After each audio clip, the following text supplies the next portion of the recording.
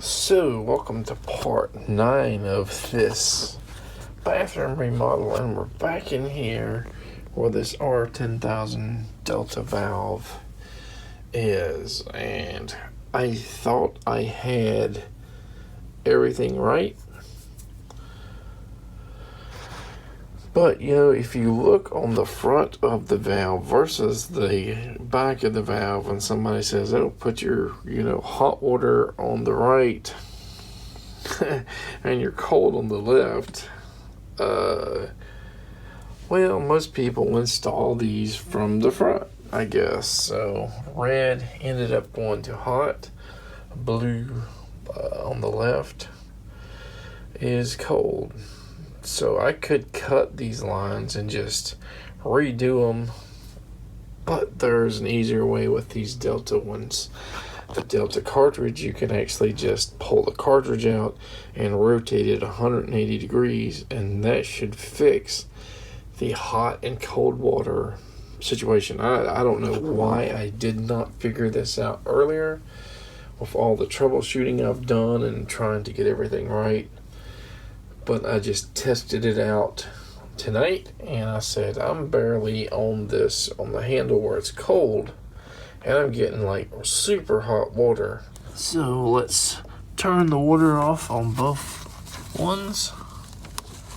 It's a little tricky to get to that hot water. Now the water's hopefully we can get this middle section here out without taking the siliconed trim piece here out. All right, we have that little Allen screw there. And we just pulled this right off. This trim piece here came off. Now we have to unscrew, if we can, this guy here. Alright, so we gave it a quick test, and that's cold as can be instead of burning hot. And because the hot mix is mixed, at the setting to not burn you up, we're no longer getting that burning hot tub water. But with that said, we're probably going to have to go in there again and adjust the mix. So there is an adjustment in there so that your hot water can get a little bit hotter or a little bit cooler, and you adjust it. Do you have kids in there taking a shower? Yes. So we don't want it scalding hot. But do we have adults too that like it a little bit warmer? So we got to kind of meet in the middle somewhere. That did not make it, so I had to go back to the hardware store, spend more money and more time trying to fix an issue. I guess I was just ignorant of this kind of thing, and I'm sure a lot of first timers are. So I put this last piece down and just glued it in, and now we need to put a few staples in it here. Woo! Look at all that air. Are we getting it? That scared me. All right. Trying to film this is not easy, I guess. We're at the drain system here, and there is a microscopic leak. So we're using this and got it about another half turn. Now let's hope for the best. So seeing some gaps here where we leveled the tub up originally, so I put some little shims in there, and I'm going to put some more silicone in the legs here while we're in here anyway, before we put siding and close everything up. Well, I definitely see some water build up around these what do you call these, pipe plumbing straps or whatever. I tightened it up a little bit better. Probably gotta wait until it dries to see if we still have leaks. So you can see water build up there. Well, we gave it a sweep in here. Probably need to vacuum it, but we're kind of looking at this flooring, our new flooring here, seeing if we want to start right to left, left to right, front to back. Which direction do we want to go, this way or this way? Is it going to be easier to access this flange from, going, this way versus that way? Well, I just briefly brought 3 of them out here and went this direction. So I think this way here, you're going to get most of the cut on that third piece and a slightly smaller circle on the fourth piece for the end piece there. So the question is, do we have to redo this floor to get it level with this floor here? I just put a piece of that flooring there, and there's like a 1/4 inch gap there when we go straight there. So that means we're gonna have to get it closer. It'll probably crack if we install it like that. And then we also have to, somewhere around here, get that vent out.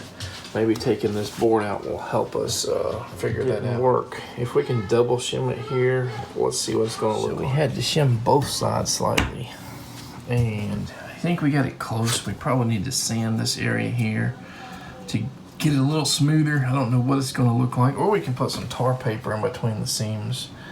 In this middle section here, there may be like a 1/16 or a 32nd of a dip there, so I don't think that's going to be causing any problems. Well, hopefully we're in the range right there with our pencil lines. Started with our skill saw or circular saw and put a cut. Now we could do reciprocating, jigsaw, whatever. So I got real fancy here, and I siliconed the vent to the piece I cut out, so that when we put it down, we minimize our lost air. So I'm gonna let it dry for a while before I turn it upside down, so that it has a pretty good seal around it. This is the better option versus just trying to make a spacer, spending all day being frustrated. Or we could screw that piece in. We'll probably have to replace the vent anyway when the HVAC repair guys come in and repair the duct. But yeah, this is all I can think of in short notice. Ingenious, right? Well, that's it. We probably can get, a bucket or so full every week or two if we want or need it.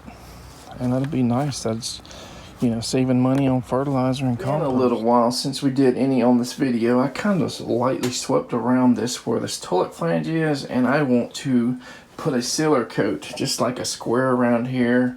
I'm even going to use this sort of dry lip roller because I'm not trying to make it look fancy. Everything is going to be covered up. About as fast as I got the roller to the floor, middle son come in. I said, is everybody else coming in? They were out at the park. Yep, Mama's already here. Our youngest son was being bad. Jonathan's being bad.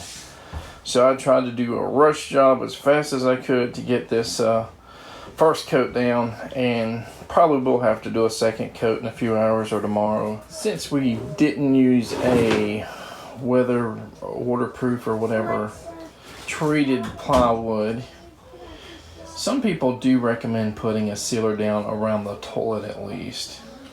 So instead of using, just sealing the whole thing, maybe it would have been a better idea just to use a treated plywood. But initially when I did Google searches, there were some issues potentially about treated going to untreated walls and stuff and causing like moisture.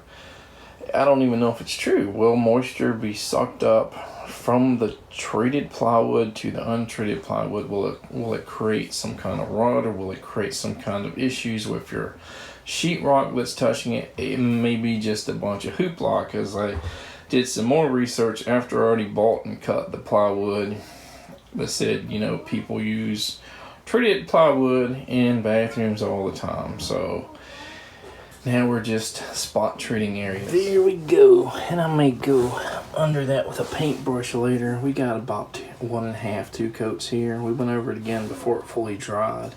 Spread it out a little bit further that way, so we got a good coverage. So it seems like we just cleaned this area, right, in this video or the last video, I can't remember.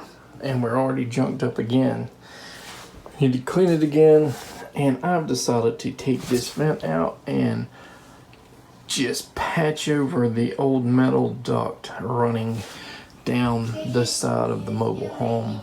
So my ultimate decision after that is, do we keep the vent hole for future HVAC techs to come out here and re-get in there, punch a new hole in the duct or whatever, or do we just patch this up with more plywood and just have it no vent here potentially ever? So if we hook our split unit back up, get it fixed, just not even worry about this? And is it going to cause a problem with the fan or something? You know, people say it all the time, and other people in the industry say it's not going to hurt anything to shut a vent off. There's a big debate about it, you know, having that balanced airflow, or maybe it's balanced air pressure. All right, so it's been about 24 hours, and we're going to go over this with just a little bit more paint. All right, so we went a light coat over it again, and we put some more on the walls there where there's some old mold growth.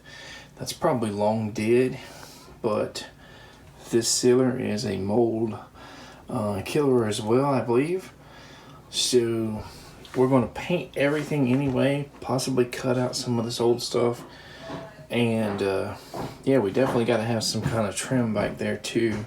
It's probably not going to be as high as whatever trim or molding we use on the opposite wall, which has a big old section of rotted sheetrock. So as you can see, we got this old rusted out nasty vent register, whatever it's called.